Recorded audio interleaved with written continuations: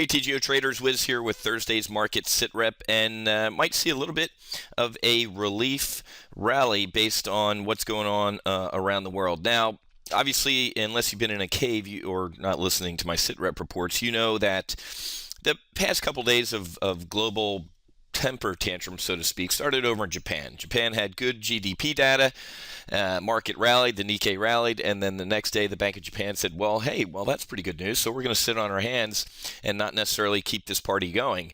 And the market and all the drunks in the bar had a temper tantrum, right? A little bit of a riot. And that riot spread around the world because markets assume that what the Bank of Japan central bankers are thinking or what the Fed's thinking, the Bank of England, you name it, the Eurozone, Mario Draghi, all those type of guys are thinking as well. Well, central banks have a tendency, especially their commanding officers, not to want things to completely implode on their watch. So I guarantee you that Abe and Korda, the Bank of Japan governor, I think I pronounced that right, and all these other guys over there are kind of regretting their decision and maybe sort of kind of looking at the riot going on in the bar and saying, oh, wait, that didn't mean last call right now. I meant maybe sometimes later, and the drinking may continue here.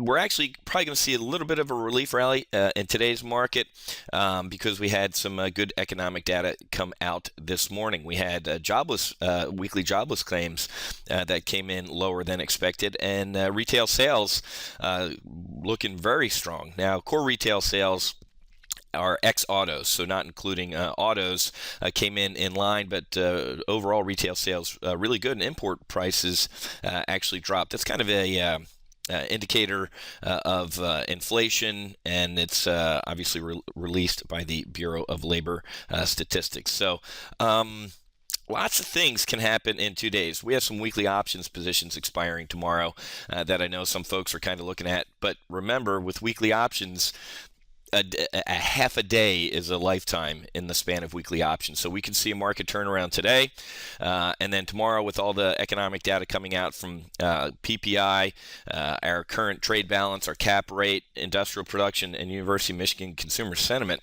Lots of things can happen in a day. So again, we might see a little bit of a positive move today. If we see a head fake where we kind of get a little bit of a rally and start to sell off again, then you know this thing's for real. Then you know that the petulant children in the market are going to keep this tantrum going, and the sell-off's going to continue. And I'm going to put on some protection if that happens. So I'm going to be watching the market closely, and then put on some protection, maybe buying out the next Friday expiration, a 1610, 1605 bear put spread on the SPX, but then turning around and maybe selling like a 1590, 1585 bull put spread. Because I really think if we break 1600, if we break 1600 with any sort of airspeed, I won't put on that bull put spread and step in the way of a falling knife. But I think if we're doing the drift and the temper tantrum's kind of subsiding, but we're still kind of melting down, I'd like to finance the purchase of that bear put spread. So I'll send that out to my subscribers later today if that's in fact going to happen. But starting to feel that the temper tantrum may have subsided, that the central bankers might kind of be sort of regretting spooking the markets. But this sets up an interesting longer-term debate, folks. Are central banks around the world going to be beholden to the whims and the temper tantrums of the market? This is going to be very interesting because someday this has all got to end. This easing's got to end. Bernanke just can't, out of his town car, keep printing $85 billion a month. It's not a matter of if, but when this easing is going to end. But the most important question, like I covered with in my live trading sessions the other day, yesterday and Tuesday, is the why.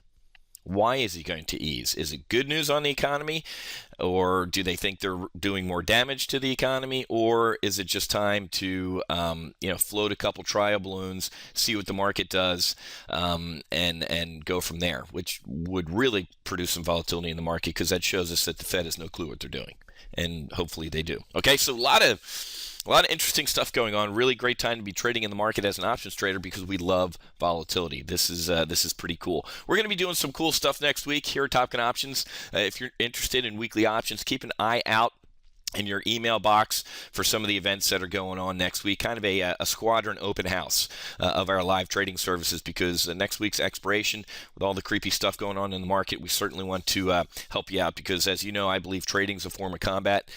There's a winner and there's a loser, and you can be damn sure I don't plan on being on the wrong side of that equation. Okay, I got to run, got to get ready for the trading day. Happy hunting, make sure you hedge, and I'll see you tomorrow for Friday's market wrap up over at Wealth Creation Investing. We'll see you.